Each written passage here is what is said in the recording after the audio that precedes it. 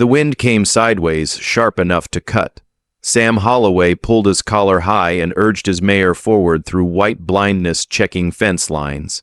That probably weren't worth the ride. Late March in Montana territory had a way of reminding a man who was in charge, and it wasn't him. The blizzard howled like something dying. Visibility was nothing. Sam considered turning back when he heard it, a child's cry. Thin and desperate against the wind, he almost dismissed it as an animal, almost. Conscience was a stubborn thing. He angled his mare toward the sound, squinting through the snow. What he found stopped his heart. An overturned wagon, half buried, canvas torn and flapping. A small boy crouched beside a woman lying motionless in the snow. "Please," the boy screamed when he saw Sam. "Please don't leave us." Sam dismounted, boots sinking deep. The woman was unconscious, her face pale as death, no horses, no supplies within reach, no help coming. He checked her pulse faint. But there, the boy was maybe 9 years old, shaking so hard his teeth chattered. "She won't wake up," the boy sobbed. "Is she? Not if I can help it, son." Sam lifted the woman as gently as he could, surprisingly light, and secured her across his saddle. "Hold tight to me, don't let go." He pulled the boy up behind the woman, felt small arms lock around his waist. The cabin was still a mile away in this storm. It might as well be 10. Sam turned his mare into the wind and pushed forward.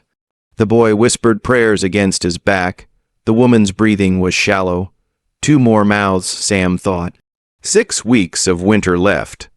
God help us all. But he didn't slow down. The cabin held warmth like a promise barely kept. Sam laid the woman on his bed, the boy hovering beside her like a small guard. "Get back, son. Let me work."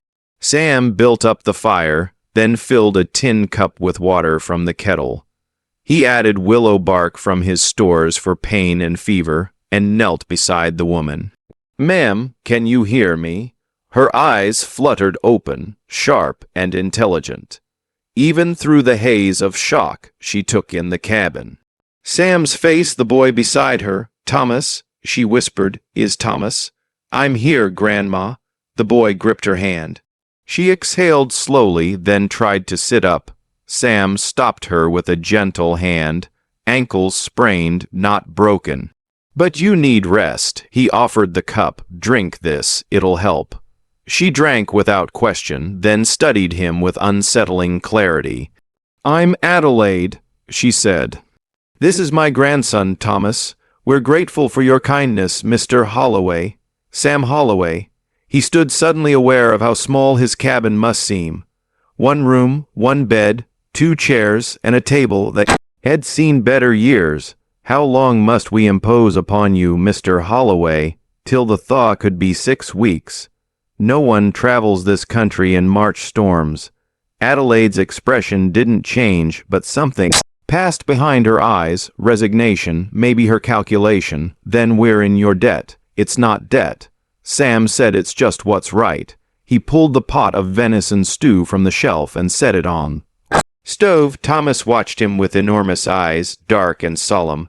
"Hungry, son?" The boy nodded. Sam ladled out 3 bowls, smaller portions than usual, but no one commented. Thomas ate like he was starving. Adelaide ate sparingly, her gaze moving between Sam and the empty cradle in the corner. She didn't ask. Sam was grateful. When the meal was done, he laid out the sleeping arrangements. Adelaide would take the bed. Thomas would get Sam's bed roll by the fire. Sam would make do with the chair. Adelaide started to protest. Sam raised a hand.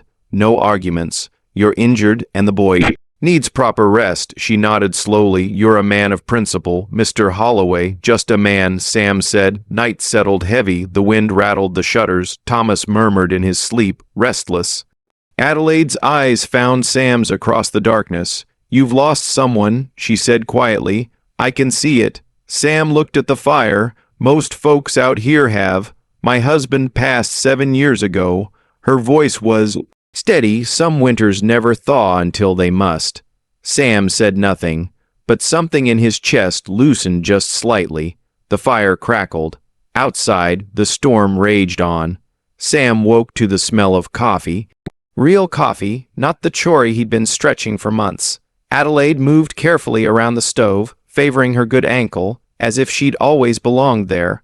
"Morning," she said. "I hope you don't mind. I found your stores. You should be resting." "I've rested enough, and idle hands don't suit me." Thomas was already awake, sitting cross-legged by the fire, staring at Sam like he was trying to solve a puzzle. "Why do you live alone?" the boy asked. "Thomas," Adelaide said sharply. "Manners, it's all right." Sam poured himself coffee, bought time with a long sip. "Just the way things turned out." "And where's your family?" The question landed like a stone in still water. Sam's gaze drifted to the cradle. 3 winters ago, Clara heavy with child, the storm trapping them miles from town. The midwife couldn't reach them. Sam had done everything he could, everything he knew, but it wasn't enough. His daughter lived for 3 hours. Clara followed her by dawn. He'd buried them under the pine tree behind the cabin. Some days he still heard Clara's voice in the wind. "Mr. Holloway," Adelaide's voice, gentle. Sam blinked. Lost them long time ago. Thomas's face crumpled with understanding far beyond his years. "My papa died too. Mommy said he's watching from heaven." Sam set down his cup when he spoke. His voice was rough. "Then he's proud of how brave you are." Adelaide's eyes shimmered. "And he'd be grateful for men like you, Mr. Holloway." Before Sam could respond, the wind picked up a low moan that set his teeth on edge. He stepped outside. The sky was dark green at the edges. Another storm, bigger than the first. Inside, he called. Now, by noon, the blizzard was hammering the cabin like fists. Sam braced the door with timber, showing Thomas how to wedge the planks tight. "Like this?" Thomas asked. Pushing hard, just like that. "Good work, son," the boy beamed. Adelaide watched them from beside the stove, her expression unreadable, but when Sam caught her eye, she smiled sad and knowing the walls groaned, the shutters banged. Sam wedged the last timber into place and stepped back. If they survived this storm, he knew isolation was over. He couldn't unsee their need or his own. The days found their pattern like stones settling in a creek bed, unexpected, but inevitable. 3 weeks passed. The storms eased, though winter still held the land in its grip. Snow piled high against the cabin walls. The world beyond was white silence. Inside, routines formed mornings. Sam taught Thomas practical skills. How to mend harness leather with an awl and wax thread. How to split kindling with a hatchet. Short, controlled strikes. How to read animal tracks in the snow, rabbit, deer, coyote. The boy absorbed everything with fierce concentration, his small hands mimicking Sam's movements. "Why do rabbit hop in circles?" Thomas asked one afternoon. "Confused predators makes them harder to catch." "Are people like that, too?" Sam paused, considered sometimes when they're scared. Thomas nodded solemnly as if Sam had confirmed something he'd suspected. In the evenings, the boy read aloud from Sam's only book, a worn Bible his mother had given him decades ago. Thomas's reading was flawless, his voice clear. "You've had schooling," Sam observed. "Mama insisted on tutors," Thomas said, then quieter before he didn't finish. Adelaide, mending Sam's coat by lamplight, glanced up but said nothing. She'd proven herself invaluable. Her stitching was finer than any Sam had seen tiny, even stitches that made his torn sleeve look new. She cooked simple ingredients into proper meals, stretching their supplies with quiet efficiency. She never complained, never asked for special treatment, just moved through the cabin with a grace that suggested capability, not servitude. One evening, as Thomas slept and the fire burned low, Adelaide set down her sewing. "You never speak her name," she said softly.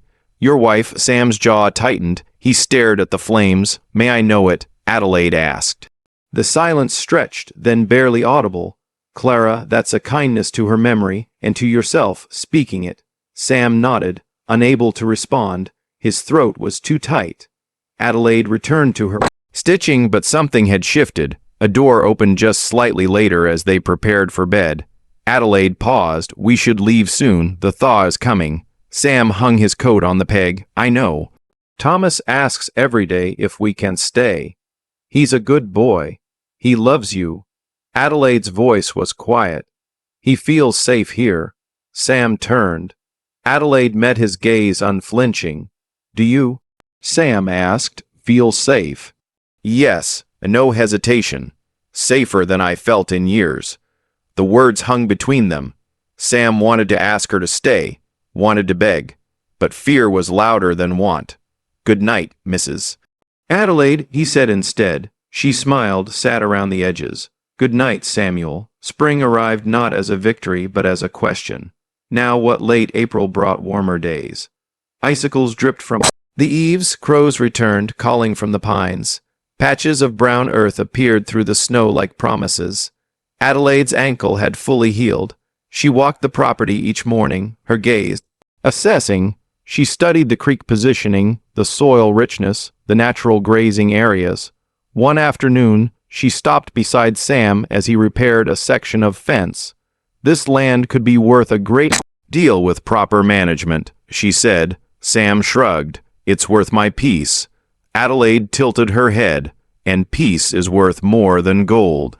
To me it is, she smiled, but it didn't reach her eyes. A rare man, Samuel Holloway. Thomas had grown bolder. He followed Sam everywhere, chattering endlessly, asking questions Sam didn't always know how to answer. Can we stay? Thomas asked one evening, point blank. Sam set down the harness he'd been oiling. Your family must be searching for you.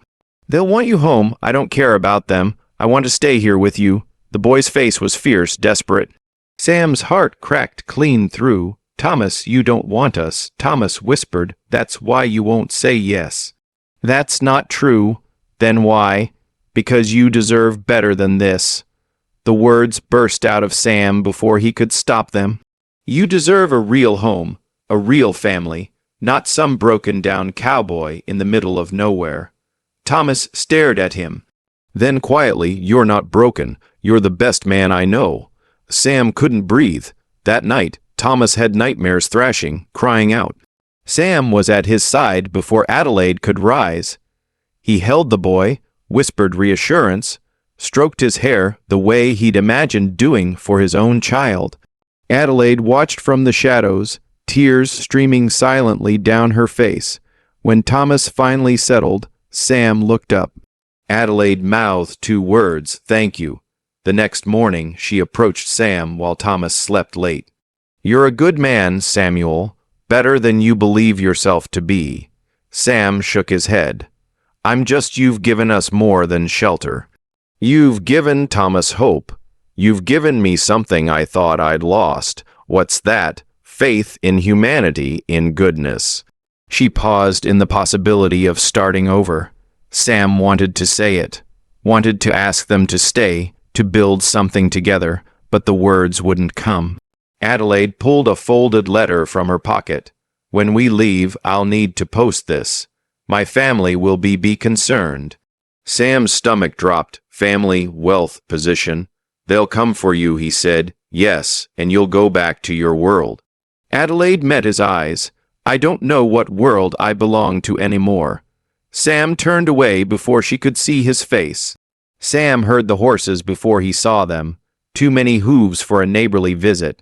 6 riders crested the hill, moving fast, fine horses, tailored coats despite the trail conditions. The lead rider was a man in his 40s, square-jawed and coldied. Thomas, playing outside, froze, then bolted for the cabin. Sam men coming, Adelaide stepped onto the porch, her posture suddenly rigid. Sam moved beside her instinctively. Protective, the riders pulled up in a cloud of dust. The lead man dismounted, ignoring Sam entirely. Mrs. Adelaide Thornton. His voice was clipped, formal, thank God. The entire territory has been searching. Thornton, Sam's mind reeled. The Thornton cattle empire, 30 zeros, 0 acres, more wealth than most men could count. William, Adelaide said evenly, I sent word we were safe. 3 weeks ago we've been frantic. William's gaze finally landed on Sam, assessing and dismissive in the same glance. And this is Samuel Holloway, Sam said. This is my land, is it? William's smile didn't reach his eyes. How fortunate for you, sheltering my mother-in-law and nephew. Thomas had hidden behind Sam, gripping his coat. Not his grandmother, Sam. The boy needed help, Sam said. So I helped, of course. Very noble. William pulled an envelope from his coat. I'm prepared to compensate you generously for your trouble. I don't want your money. William's smile thinned. Everyone has a price, Mr. Holloway. Name yours. Then you don't know everyone. Adelaide stepped forward. William, Mr. Holloway saved our lives. We were robbed by our own escorts, left to die in the blizzard. I told him nothing because I didn't know if I could trust him. Sam felt the words like a blade. Didn't know if I could trust him. I see. William's tone suggested he didn't believe it. Well, regardless, it's time to leave. Mother Adelaide, Thomas, we've brought a carriage. I don't want to go, Thomas said, voice shaking. Thomas, he's my friend. The boy's voice cracked. William grabbed Thomas's arm, not gently. Enough, we're leaving. Wait, Adelaide started, but William was already dragging Thomas toward the horses. The boy looked back at Sam, tears streaming, and something in Sam's chest shattered. He wanted to fight to stop them. But what right did he have? Adelaide approached Sam, her eyes pleading. Samuel, I should have told you the truth from the beginning. I was frightened. I didn't know. It's fine. Sam's voice was flat. You did what you had to. It's not fine, Samuel. You should go, Mrs. Thornton. Your family's waiting. Her face crumpled, but she nodded, turned away. Sam watched them ride off. Thomas twisted in the saddle, waving desperately. Sam didn't wave back. When they were gone, he walked into his cabin. It had never been louder in its silence. The cabin had never been louder in its silence. 2 weeks passed. Spring bloomed around Sam, wild flowers in the meadow, grass greening, birds nesting in the eaves. The world was coming alive. He was dying inside. Sam chopped firewood obsessively, far more than he'd ever need. He let the fire go cold at night. Ate beans straight from the can, punished himself for the sin of caring, of hoping.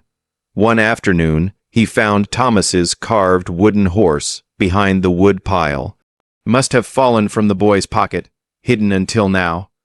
Sam stared at it, nearly threw it into the stove. Couldn't. He sank to the floor. The horse clutched in his fist and wept. First tears since Clara's death. Great wrenching sobs that tore out of him like something physical when he was empty. He sat in the silence and heard Clara's voice, memory or imagination. He didn't know you saved them once. Sam, are you brave enough to be saved? They lied, he said to the empty room. They were never helpless. They were dying. That was true. The rest doesn't matter. She didn't trust me. She barely knew you. Trust is earned, so earn it. Sam looked at the cradle. No, not the cradle. It wasn't there anymore. When had he moved it? He'd put it in the shed weeks ago. He hadn't even noticed. The cabin was changing. He was changing. I love them, he whispered. Not their money, them. The words settled like truth. A spring thunderstorm rolled in that evening. Thunder and lightning, rain hammering the roof. Sam stood outside in it, face turned up, letting it wash over him. He walked to the pine tree where Clara and his daughter were buried, kilt in the mud. Clara, I don't know if you can hear me, but I think you sent them. Thomas and Adelaide, not to replace you. No one could, but to remind me that love doesn't die just because people do. It just waits for us to be brave enough to try again. Lightning split the sky. Sam stood, walked back to the cabin, packed light. At dawn, he saddled his mare, put the wooden horse in his saddlebag. He was riding to the Thornon estate, not for reconciliation. For truth, the Thornon estate wasn't a ranch. It was a kingdom. Sam rode through the gates mid-afternoon. His mare's hooves loud on the packed dirt road. Ranch hands stopped working to stare. The main house loomed ahead 2 stories, white-painted wraparound porch, wealth in every plank. Sam felt microscopic, but he didn't turn back. William intercepted him at the corral, flanked by 2 hands. "You've got nerves showing up here. What do you want?" "I want to speak to Mrs. Thornton. She's not receiving visitors." "Then I'll wait." William stepped closer, voice low. "Listen carefully. Whatever scheme you're running, Sam." Thomas burst from the house, running full speed. He crashed into Sam with desperate force, arms locking around his waist. "You came, Grandma said you wouldn't, but I knew you would." Sam knelt, held the boy tight. "Hey, son." "Miss me?" Thomas nodded against his shoulder, crying. Adelaide appeared on the porch, one hand pressed to her mouth. She descended the steps slowly, hope and fear wearing in her expression. Sam stood, keeping one hand on Thomas's shoulder. Ranch hands had gathered now, watching. William looked murderous. "Ma'am, I came to say something I should have said when you left." Adelaide stopped a few feet away. "I'm listening." Sam took a breath, faced her, faced all of them. "I didn't shelter you for reward. I didn't care who you were or what you had. You needed help and I gave it because that's the code a man lives by, or he's not a man at all." His voice steadied. "I'd do it again tomorrow and the day after." Adelaide's eyes shimmered. "But there's more." Sam's voice cracked. "These past weeks, you reminded me what living is. Not just surviving, living. I loved having you in my home. I loved hearing Thomas laugh. I loved he stopped, collected himself. I loved feeling like I mattered again." Silence, every eye on him. Adelaide stepped closer. "Samuel, I stayed those extra weeks because I was waiting for you to ask us not to leave. When you didn't, I thought perhaps I'd mistaken your kindness for something more. I was afraid." Sam's throat was tight.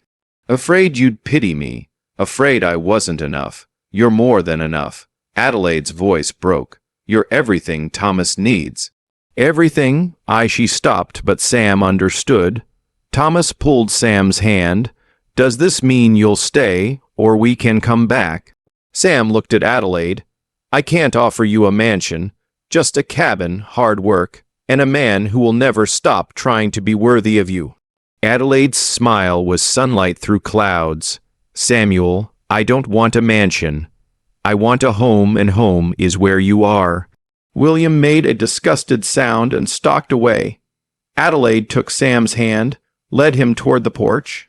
"We have much to discuss. Partnership, land, the future. But first," she brought out lemonade.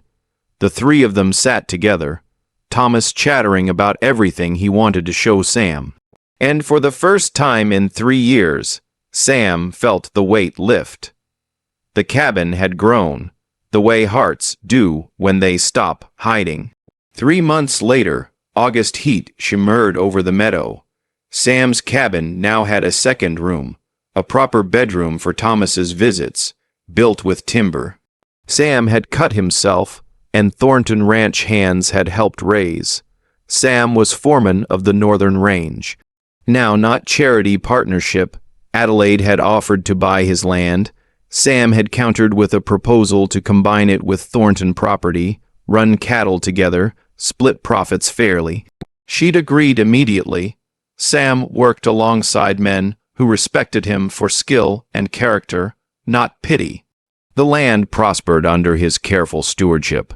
Fences mended, herds healthy, creek water managed. He'd found purpose again, but more than that, he'd found family. Thomas visited every weekend, sometimes longer. His room was simple, but loved a bed Sam had built, shelves for books, the carved horse on the windowsill. The boy helped with chores, rode fence lines, learned ranching, laughed freely, grew stronger, braver. Adelaide visited 3 times a week, sometimes stayed overnight in the guest room Sam had built for her. She brought supplies, conversation, laughter. Their relationship had deepened slowly, respectfully. No rush, just steady. One evening in late August, Thomas chased a newborn calf across the pasture, whooping with joy. Sam lifted the boy onto his shoulder so he could see the sunset painting the mountains gold. Adelaide rode up on her mare, dismounted, joined them. Her hand found Sam's naturally. The three of them watched the land turn to fire. Sam, Thomas said from his perch, "When I grow up, can I run this ranch with you, son? You'll run the whole territory if you want. But yes, we'll run it together." Adelaide squeezed Sam's hand, looked up at him. "You've given him a future. You've given me a second chance at happiness." Sam met her eyes. "You gave me a reason to take it."